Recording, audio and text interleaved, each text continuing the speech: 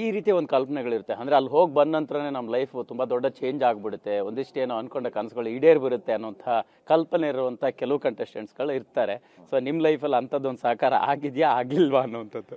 Sir, ಎಲ್ಲಿಂದ ಎಲ್ಲಿ ಏನೇ ಮಾಡಿದ್ರು ಇವಾಗ ಈ ಸಿನಿಮಾ ಮಾಡ್ತಾ ಇದ್ದೀವಿ, ನಟನೆ ಮಾಡ್ತೀವಿ.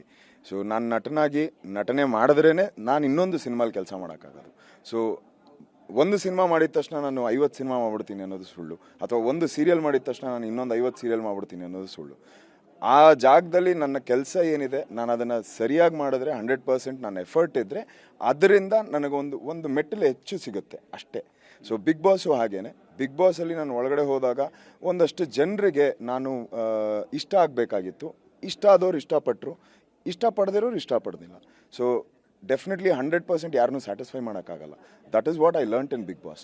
ಸೊ ಆ ಟೈಮಿಗೆ ನನಗೆ ಆ ಸೀಸನಲ್ಲಿ, ನಾನು 5ನೇ ಸೀಸನಲ್ಲಿದ್ದಾಗ ನಮ್ಮ ಸೀಸನು ತುಂಬಾ ಸೌಂಡ್ ಮಾಡಿದಂಥ season. So reason why, because ನಾವೆಲ್ಲ ಯಂಗ್ಸ್ಟರ್ಸ್ ಇದ್ವಿ. JK ಆಗಿರ್ಬೋದು, ನಾನಾಗಿರ್ಬೋದು, we were all young at that time. And ಆ ಟೈಮ್ಗೆ ನಮ್ಮ ಒಂದು ಎನರ್ಜಿ, ಈವನ್ ಕಲರ್ ಸೂಪರಲ್ಲಿದ್ರೂ it was number 1 on that time. So rating ಅನ್ನೋ ಮುಖಾಂತರದಲ್ಲಿ. ಸೊ ಆ ಟೈಮಿಗೆ ನಾವು ಏನು ಕೆಲಸ ಮಾಡಿದ್ದೀವಿ, ಅದರಲ್ಲಿ ಏನು ಎಫರ್ಟ್ ಹಾಕಿದ್ದೀವಿ, ಆ ಎಫರ್ಟಿಗೆ ನಮಗೆ ಜನ ಒಂದಷ್ಟು ಜಗನ್, ಬಿಗ್ ಬಾಸ್ ಜಗನ್ ಅಂತ ಹೇಳ್ತಾರೆ. ಅದು ಬಿಟ್ಟು ನನಗೆ ಕೆಲಸ ಮಾಡಲೇಬೇಕು ಸರ್. ನನ್ನ ನಟನೆ ಏನಿದೆ ನಾನು ಮಾಡಲೇಬೇಕು.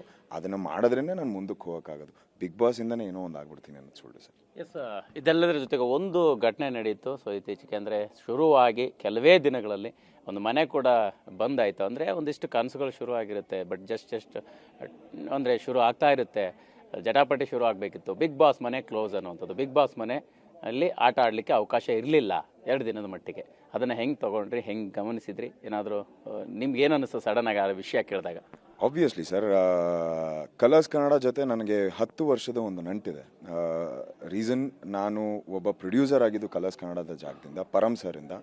ಆ್ಯಂಡ್ ಡೈರೆಕ್ಷನ್, ಟೆಲಿವಿಷನಲ್ಲಿ ಒಂದು ಹೆಸರು ಅಂತ ಆಗಿದ್ದು ನನಗೆ ಅದು ಕಲರ್ಸ್ ಕನ್ನಡದಿಂದನೇ. ಸೊ ಕಲರ್ಸ್ ಕನ್ನಡದಲ್ಲಿ ಬರುವಂಥ ಬಿಗ್ ಬಾಸ್ ಆ್ಯಂಡ್ ಸುದೀಪ್ ಅಣ್ಣ ನಡೆಸ್ಕೊಡುವಂಥ ಬಿಗ್ ಬಾಸ್ ಅದು. ಸೊ ಹಿಂಗಾಗ್ತಿದೆ ಅಂತ ಕೇಳ್ಪಟ್ಟಾಗ first as a technical team ಅಂತ ಬಂದಾಗ ನಾನು ಒಳಗಡೆನೂ ಕೆಲಸ ಮಾಡ್ತಿದ್ದೆ, ಕಲರ್ಸ್ ಟೀಮ್ ಒಳಗಡೆನೂ ಇರ್ತಿದ್ದೆ. ಸೊ ಹಾಗಾಗಿ ಅಲ್ಲಿರೋ ಅಷ್ಟು ಜನ ಕೆಲಸ ಮಾಡಿದವ್ರಿಗೆ ಎಷ್ಟು ಬೇಜಾರಾಗಿರುತ್ತೆ ಅಂತ ನನಗೂ ಗೊತ್ತಿದೆ. ಸೊ